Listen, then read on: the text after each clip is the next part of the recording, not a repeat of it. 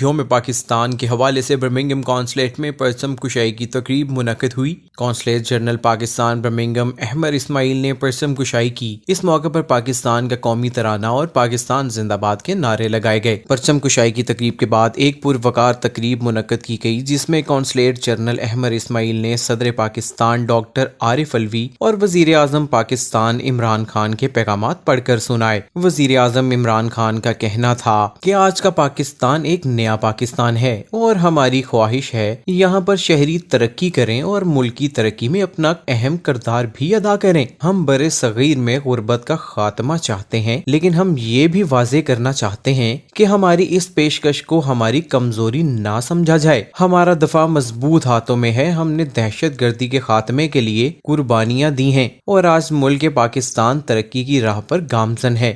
انہوں نے مقبوضہ کشمیر میں کشمیریوں کے ساتھ ہونے والے مظالم کی مذمت کرتے ہوئے کہا، ہم کشمیریوں سے اظہار یکجہتی کرتے ہیں۔ تقریب میں ترقی کرتے ہوئے پاکستان کی ڈاکیومنٹری بھی دکھائی گئی اور بعد ازاں تقریب کے آخر میں کونسلیٹ جنرل نے یوم پاکستان کا کیک بھی کاٹا۔ Irfan Khan, UG news, Birmingham.